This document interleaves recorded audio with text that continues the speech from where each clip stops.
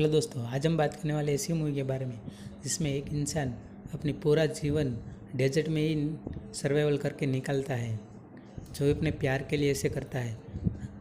आप सही सोच रहे हो, आज हम बात करने वाले द गोट लाइफ मूवी के बारे में, जो 2024 की मलयालम भाषा की सर्वाइवल ड्रामा मूवी है, जिसमें ब्लेसी ने लिखा, निर्देशित और सहनिर्मित किया है। यह फिल्म भारत और संयुक्त राज्य अमेरिका की कंपनियों से जुड़ा एक अंतर्राष्ट्रीय सहनिर्माण है। यह बेनियामिन द्वारा 2008 में के सबसे अधिक बिकने वाले मलयालम उपन्यास आदु जीविथम का रूपांतरण है, जो खाड़ी में मलयाली प्रवासी मजदूर नजीब की वास्तविक जीवन की कहानी पर आधारित है। फिल्म में पृथ्वीराज सुकुमारन, जिमी जून लुई और के.आर. गोकुल मुख्य भूमिकाओं में है, जबकि तालिब अल बलूची, रिक एबी, हमला पॉल और शोभा मोहन सहायक भूमिकाओं में है। फिल्म को शुरू में यूएई के अलावा जीसीसी देशों में प्रतिबंधित कर दिया गया था। सऊदी अरब में नजीब मोहम्मद और हकीम, दो मलयाली प्रवासी, अपने परिचित श्री कुमार द्वारा व्यवस्थित वीज़ा के साथ बेहतर जीवन की तलाश में आते हैं। अपने नियोक्ता को जाने बिना हवाई अड्डे पर फंसे होने के कारण वे एक स्थानीय अरब से संपर्क करते हैं, जो गलती से मान लेता है कि वह उनका मालिक है। एक लंबी यात्रा के बाद वे अलग हो जाते हैं और नजीब को बकरियां चराने के लिए एक सुदूर रेगिस्तान में काम करना पड़ता है। कठोर परिस्थितियों के अकेलेपन को झेलते हुए नजीब एक साथी बकरी चराने वाले की मृत्यु का गवाह बनता है और अपनी स्थिति के खतरे को महसूस करता है।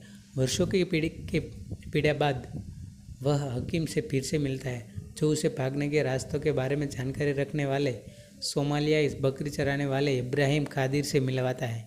वे कपिल की बेटी की शादी के दौरान एक अवसर का लाभ उठाते हैं और रेगिस्तान में भाग जाते हैं। उनकी यात्रा खतरनाक हो जाती है क्योंकि वे जीविका और दिशा खोजने के लिए संघर्ष करते हैं, जिसके परिणाम स्वरूप हकीम की मृत्यु हो जाती है और नजीम की मृत्यु निकट आती है। अंततः कादिरी भी गायब हो जाता है। रेगिस्तान में अकेले नजीब अंततः एक गुजरते हुए अरब की मदद से सभ्यता तक पहुंचता है और कुंजिका के स्वामित्व वाले एक स्थानीय मलयाली रेस्तरां को ढूंढता है, जो उसे स्वस्थ होने में मदद करता है।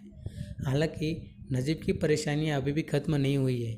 उसे अपने स्वयं के दस्तावेजों के मुद्दों के कारण कारावास का सामना करना पड़ता है और वह कपिल से मिलता है, जो उसे छोड़ देता है क्योंकि वह उसका आधिकारिक प्रायोजक नहीं है और उसे वापस नहीं ले जा सकता है।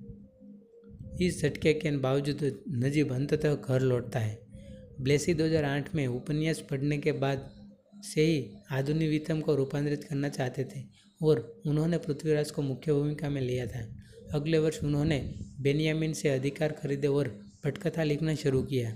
हालांकि बजट भी कमी के कारण, जो पर्याप्त प्रगति को रोकती थी, फिल्म विकास नरक में चली गई।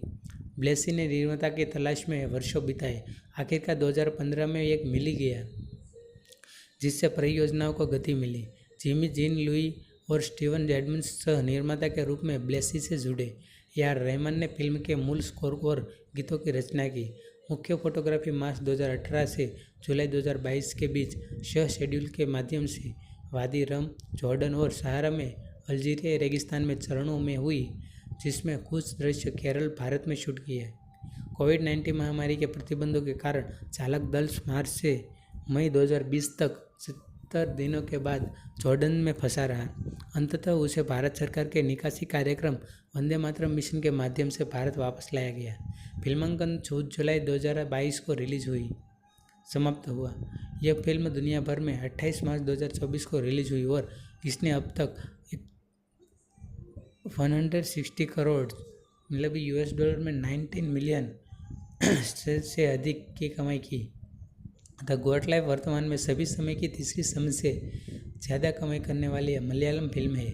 2024 की दूसरी सबसे ज़्यादा कमाई करने वाली मलयालम फिल्म, साल की चौथी सबसे ज़्यादा कमाई करने वाली दक्षिण भारतीय फिल्म और साथ ही 2024 की सबसे ज़्यादा कमाई करने वाली भारतीय फिल्मों में से एक है।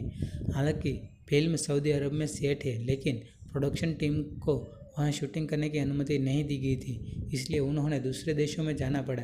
फिल्म के प्रमुख दृश्य रेगिस्तानी जगह पर होते हैं। मुख्य फोटोग्राफी 1 मार्च 2018 को एक पारंपरिक पूजा समारोह के साथ शुरू किया हुई। पहला शेड्यूल केरल के पथामटिका के तिरुवल्ला में शुरू हुआ।